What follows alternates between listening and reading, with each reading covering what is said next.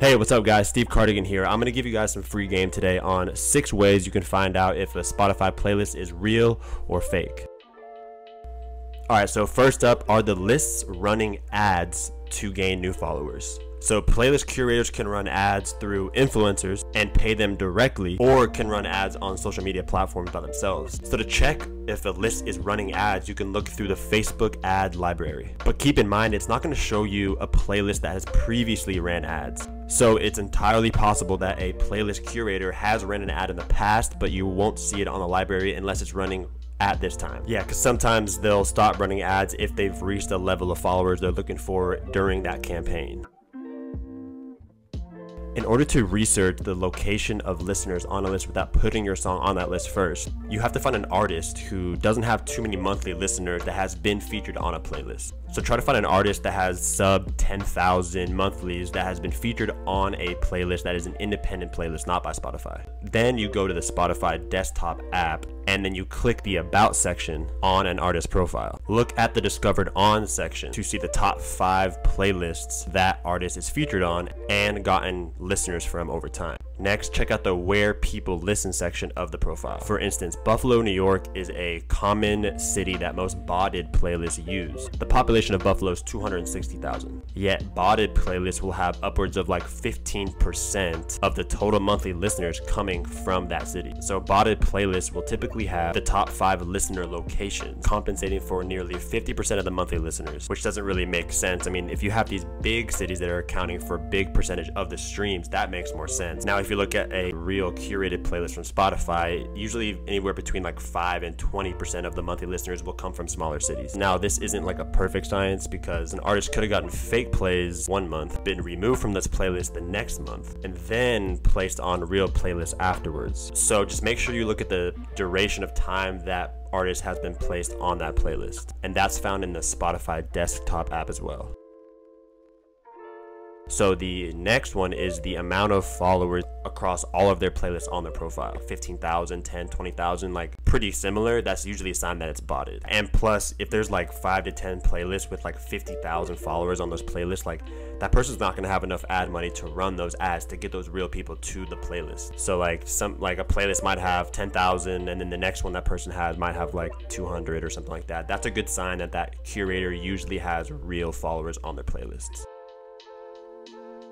So the next one is the follower graph of that playlist. You can use a site called Spot on Track to see the growth of a Spotify playlist. So the playlists do have to be indexed into the site first before you can kind of see the numbers. And then it's going to show you the daily like losses and gains of that playlist per day. So if you see a graph that has a huge spike one day and then the next day it falls off, that's usually a sign that it's fake. The only really exception that I found is when a curator pays an influencer for like a 24-hour campaign, but the channel would have to be pretty substantial for that huge spike to happen. So again, that's one thing that you could maybe find, but it's pretty unlikely. So just usually look for like a steady growth path. Okay, and then next is the number of listeners per follower. This actually works better when you're already on the playlist, and then you can go into your Spotify for Artists app and you can kind of check the numbers in real time, but you can get a pretty good idea when you're searching other artists on that playlist. For example, if you see a playlist that you're on with 1,000 followers on it, right, and you gain 4,000 monthly listeners from that playlist, that just doesn't really reflect the natural listening habits of people on Spotify, because obviously not every follower of that playlist is going to play every song on the playlist every day. That's just not going to happen ever. So look for like 1 to 10% of the total monthly followers on that playlist reflected in the streams you get from the playlist. But if the playlist is running ads and it's a newer playlist, it could be higher, but again, you're gonna kind of just be able to tell. And again, this is a reflection of the habits of the person who follows that playlist. People have different moods for different days, right? So you're not gonna play every playlist you follow every day on Spotify. So you have to keep that in mind. Like if you're getting a really, really high return rate on streams per that playlist, it's just unlikely.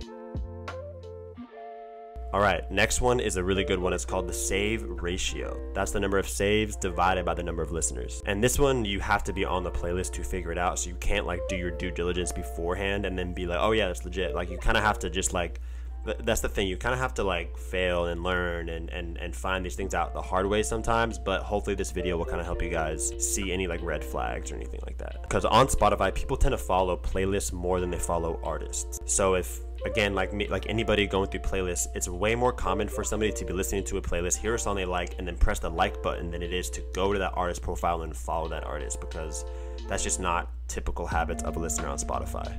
And again, when they save it, that means they fuck with the song, and hopefully that artist will be served to them in like Release Radar or Discovered Weekly later down the road as well, when new releases come out.